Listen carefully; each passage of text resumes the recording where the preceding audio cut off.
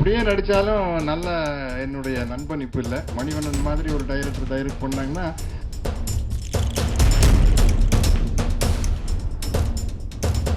மாரி செல்வராஜ் மாதிரி டைரக்ட் பண்ணாங்கன்னா மோடி பயோபிக் நல்லா இருக்கும்னு நினைக்கிறேன். சத்ரேஷ் சார் நீங்க தான் சார்? ஆமாம் சார். சார் வாழ்த்துக்கள். 45 வருஷமா நடிச்சிட்டு இருக்கீங்க.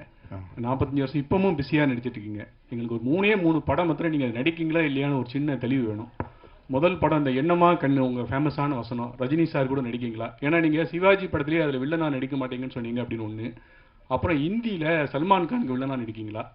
அப்புறம் முக்கியமா கருப்பு சட்டை போட்டுக்கீங்க. நீங்க அந்த காவி சட்டைக்காரரா நடிக்க போறதா இந்தியா முழுக்க ஒரு பேச்சு இருக்கு, நடிக்கீங்களா? இந்த 3க்கு விளக்கம் கொடுத்தீங்கன்னா போதும். இன்னும் ஏதாச்சும் கேள்வி இருக்கா? பாருங்க, எல்லாம் என்னன்னா இன்னைக்கு இருக்கிற கார்பரேட் கம்பெனில ஒவ்வொரு விஷயம் அவங்க தான் சொல்லணும். இல்ல தனஜன் சார், அவங்க தான் அனௌன்ஸ் பண்ணணும். அதனால ஊடகமா சொல்ல, நீங்க ஏதாச்சும் கிசு கிசு மாதிரி எழுதிக்கலாம் மொழிய, ஏன் வாயிலிருந்து வரக்கூடாது அப்படிங்கிற மாதிரி அக்ரிமெண்ட் இருக்குது. அதனாலதான் இந்த கேள்விகளுக்கு பதில் சொல்ல முடியறது இல்ல. இந்த கூலி வந்துருச்சு இன்னைக்கு ஆன் போர்டு இல்ல சார்? ஆமா, கூலியில ரஜினி சார் படம் நடிக்கிறேன். அது அவங்க அனௌன்ஸ் பண்ணிட்டாங்க. மீதி கேள்விகளுக்கெல்லாம் அவங்க தான் சொல்லணும். நானா முந்திரி கொட்ட மாதிரி சொல்ல இல்ல, அக்ரிமெண்ட் இருக்குது. அவங்க இப்ப தேவையில்லாம நம்ம மேல கேஸ் போட்டுருப்பாங்க.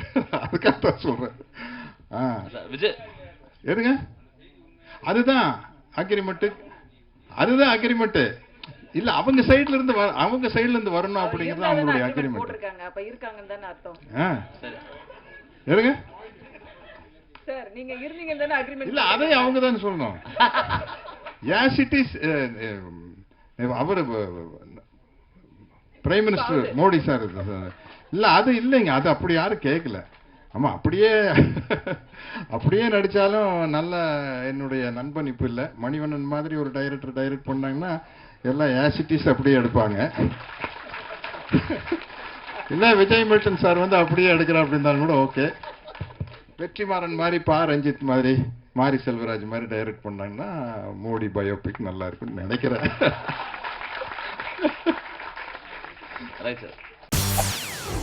செய்திகளை உடனுக்குடன் தெரிந்து கொள்ள உடனே சப்ஸ்கிரைப் பண்ணுங்க.